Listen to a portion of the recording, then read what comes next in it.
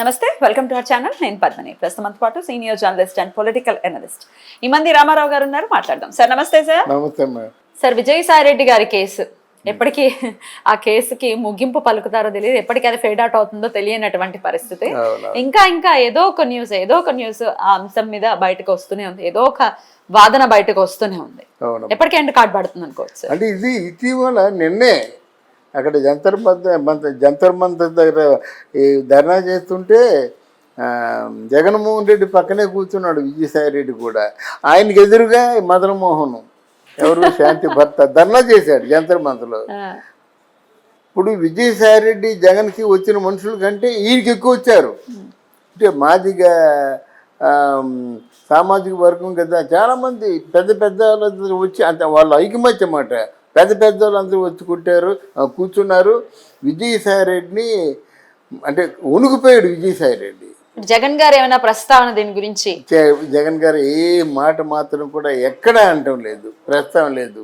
ఇంకో కొత్త విషయం ఏంటంటే జగన్ గారికి విజయసాయి రెడ్డికి ప్రస్తుతానికి మాటలు లేవు, మాట్లాడుకోరు. ఎందుకంటే మరి ఇప్పుడు ఆయన్ని విచారించినట్టయితే ఈయన గురించి చెప్పాలి, ఇప్పుడు ఈయన్ని విచారించినట్టయితే చాలా చెప్పాలి. అందులో వైసీపీ కూడా మన జగన్ విజయసాయి రెడ్డి కూడా కొట్టుకుపోతాడు. ఇక విజయసాయి రెడ్డి శాంతి నేను చెప్పాలని చెప్తున్నాను. ఇక్కడ ఎవరు అంటే విజయసాయి రెడ్డిని తీసుకున్నా, మదన్ తీసుకున్నా, సుభాష్ రెడ్డిని తీసుకున్నా, వీళ్ళందరూ కూడా ఒక మహిళ జీవితంతో ఆడుకునేవాళ్ళు కదా. నా దృష్టిలో నా వ్యక్తిగతమైన అనుభవం చెప్తున్నానమ్మా. ఆడవాళ్ళు చాలా తెలివిగా కనిపిస్తారు, కానీ వాళ్ళు నమ్మిన వాళ్ళకి ప్రాణం ఇచ్చేస్తారు. వాళ్ళు ఆ బలహీనత ఉందన్నమాట. అంటే తొందరగా ఎవరిని ఇష్టపడరు, ఒకవేళ ఇష్టపడితే మాత్రం వాళ్ళు ప్రాణాలు ఇచ్చేస్తారు. అలా ప్రాణాలు ఇచ్చేసిన వ్యక్తే సావిత్రి, అలా ప్రాణాలు ఇచ్చేసిన వ్యక్తే శ్రీదేవి. చూసుకోండి, ఎక్కడ సావిత్రి, ఎక్కడ 3 పెళ్ళిళ్ళు చేసుకున్న జమినీ గణేష్ను, ఎక్కడ శ్రీదేవి, ఎక్కడ 2 పెళ్ళిళ్ళు చేసుకున్న బోని కపూర్. ఇది ఉదాహరణ చెప్తున్నాను సార్. వీరి మధ్య అటు జమినీ గణేషన్ లేకపోతే సావిత్రి గారి విషయంలో చూసుకుంటే ఒక వివాహ బంధం అనేది ఉంది. ఈవెన్ శ్రీదేవి గారు ఒక వివాహ బంధం అనేది ఉంది. ఎండ్ ఆఫ్ ది డే దాన్ని చాలా ధర్మబద్ధమైనటువంటి ఒక బంధంలోకి తెచ్చుకున్నారు కాబట్టి అది ఆమోదయోగ్యమే ఎండ్ ఆఫ్ ది డే. కానీ దీన్ని ఎలా చూడొచ్చు సార్, ఈ రిలేషన్? దీన్ని కూడా అట్లా కంపేర్ చేయొచ్చా, వాళ్ళతో కంపేర్ చేయొచ్చా? వివాహ బంధం అంటున్నారండి. అందుకోసం ఆవిడ ఆ ముగ్గురిని తిరస్కరించలేక అంతర్గతంగా తను దహించిపోతూ జీవితాన్ని కూడా దహించుకునేలా చేసింది సావిత్రమ్మ. ఏం సుఖపడింది, ఎందుకు అంత కష్టపడవలసిన అవసరం వచ్చింది? శ్రీదేవి చివరిలో ఆ మొగుడు అప్పులు బాధపడలేక కేవలం 200 కోట్ల కోసం బందీ అయిపోయింది, ప్రాణాలను కోల్పోయింది. దాని వెనక ఉన్న చరిత్ర అది.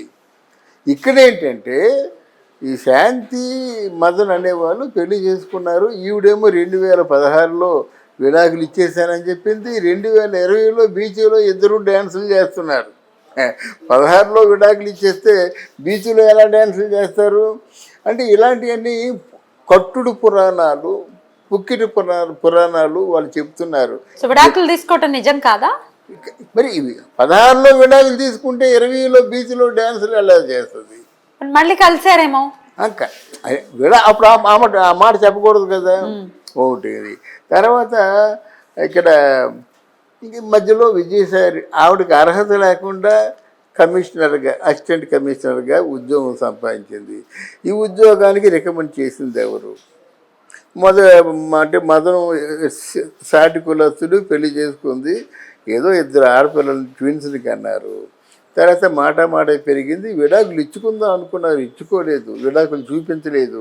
వాళ్ళు MOU అట, 3 పిల్లల మీద వ్యాపారంలాగా MOU రాసుకున్నారట. ఎంత ఇదంతా అయిపోయిన తర్వాత ఇప్పుడు విజయసాయి రెడ్డి ఆ బిడ్డకి తండ్రి అని ఈయన చెప్తున్నాడు. ఈయన జరుగుతున్న ఆధారాలు ఉన్నాయి.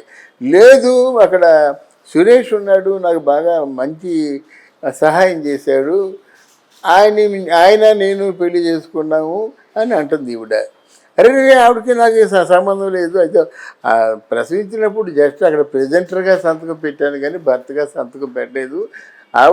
నేను పెళ్లి చేసుకోలేదు, ఆవిడకి నాకు ఏ సంబంధం లేదు. ఇప్పుడు మదన్ రెడ్డి అంటే నాకు అవసరం లేదు, వదిలేస్తాను నేను. కానీ ఆ బిడ్డ తండ్రి ఎవరు, నా బిడ్డలకి తల్లి ఎవరు అని ఈయన అంటున్నాడు అనమాట. ఈయనలో చాలా తప్పులు ఉన్నాయి. ఎందుకంటే ఎవరు కూడా భార్య గురించి ఎంత బజార్లు పడి అంత దాన్ని ఏమంటారు రభస చెయ్యరు. ఏదో అది ఈ 4 గోళ్ల మధ్య పరిష్కరించుకోవాల్సిన విషయం, కానీ బజారుకు వచ్చి ఇంత ఆ విధంగా గలాబా చేయడం మాత్రం మంచిది కాదు. సరే మీ ఇద్దరు విడిపోయారు అంటున్నారు, ఎంఓఏ అంటున్నారు, 2 బిడ్డలు నాకు పుట్టారు, ఆ కడుపులో ఉన్న బిడ్డ ఎవరు అంటున్నారు. మీరు పూర్తి గన్ షాట్గా విజయసాయి రెడ్డి అని చెప్పేస్తున్నారు. ఇది ఎలాగుంటే మరి ఇంత రాజకీయ పరిజ్ఞానం ఉన్న విజయసాయి రెడ్డి ఆయన ఎందుకు తలదొచ్చాలి? మనం చేయని పనికి కుక్కలు ఎన్నో మురుగుతాయి. అలాంటి ఇప్పుడు మామూలు సాధారణ జీవితం, గౌరవనీయమైన జీవితం గడుపుతున్న వాళ్ళు ఎవరెవరో ఏదేదో వాగుతుంటారు. మనం వాగితే వాళ్ళతో ఈక్వల్ అవుతాం కదా. ఆ ఆలోచన లేకుండా ఈయనే పుచ్చకాయలు దొంగంటే బుద్ధాలు తడుకున్నట్టు, లేదు లేదు ఆవిడికి నాకు ఏ సంబంధం లేదు అని ఫోటోలు ఉన్నాయి. విజయసాయి రెడ్డి శాంతి తీయించుకున్న ఫోటోలు ఉన్నాయి. ఇంతవరకు నాన్ సెన్స్ నా దృష్టిలో, ఇంతవరకు నాన్ సెన్స్ అన్నమాట. కాదంటే రవ్వంతా కట్టసి ఏముంటుందంటే మహిళలు ఇంత వేధించవలసిన అవసరం లేదు. దానికి ఏదైనా ఇంకో పరిష్కార మార్గం ఉంటుంది, ఉమెన్స్ కమిషన్ ఉంది, అన్నీ ఉన్నాయి. కానీ తర్వాత విజయసాయి రెడ్డి శాంతి ఇద్దరి తాలూకు స్నేహంలో దేవాదాయ భూములు కొన్ని వేల ఎకరాలు అంటే అన్యాక్రాంతంగా ఎవరికో అమ్ముకోవడమో ఇవ్వడమో జరిగింది. దీని మాట ఏమిటి? మన జర్నలిస్టులను కానీ ఎవరినైనా ఈ మీడియా వాళ్ళని కానీ ప్రశ్నించేది ఏంటంటే అది వాళ్ళ సొంత విషయమా? ఇది ప్రజలకు సంబంధించిన విషయం అండి. ప్రజలు మాట్లాడాల్సింది ఈ విషయం మీద యాక్చువల్గా అయితే అంతే కదా. మీరు ఇన్ని వేల ఎకరాలు మొత్తం అంతా నువ్వు చెప్పిన, నువ్వు విజయసాయి రెడ్డి దగ్గర ఉండి ఇలాగే ఎకరాలు మొత్తం చెప్పాను కదా. హిరణ్యాక్షుడు భూమిని ఎలాగైతే ముడుచుకుంటూ పోయాడు అలా పోయాడు. దీని మాట చెప్పండి, దీన్ని ఈ నిజాన్ని నిగ్గుదాల్చండి. అంతేగాని ఇదంతా నాన్ సెన్స్ కదా. దానికి పెద్ద మన చర్చలు డిబేట్లు పెట్టవలసిన అవసరం లేదు. పోతారు, ఎలా పోతారు.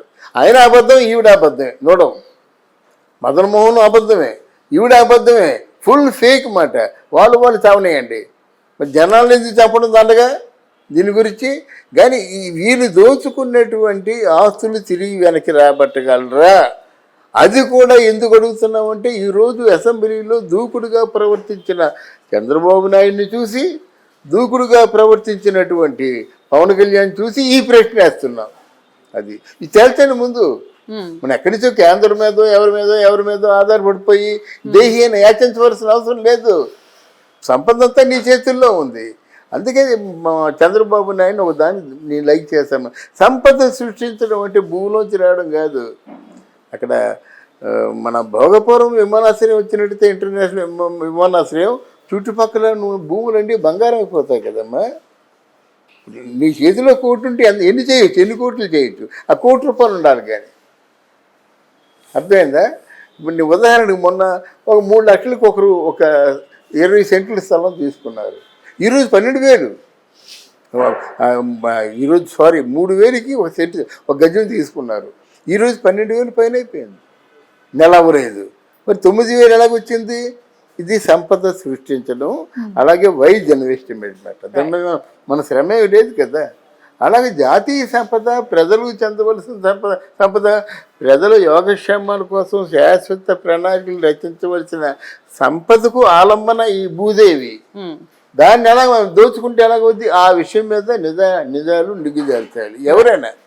అంతేగాని పర్సనల్ విషయాలు మాట్లాడి దాన్ని రభస చేయడం కరెక్ట్ కాదు. అంతే కదా. ఎవరికి ఉపయోగం లేదు అని, ఎవరికి ఉపయోగం లేదమ్మా. అయినా ఒకటి ఎప్పుడైనా సరే మహిళల్ని అవకాశం ఉన్నంత మేరకు మనం రక్షించుకునే ఏర్పాటు చేయాలి నా ఉద్దేశం. అది ఎట్లా ఉన్నా ఎట్లా ఉందంటే ఆవిడలో పరివర్తన వచ్చింది అనుకోమ్మా. ఇంత రభస జరిగిన తర్వాత ఇంకా ఏమి తెచ్చినట్టే కదమ్మా.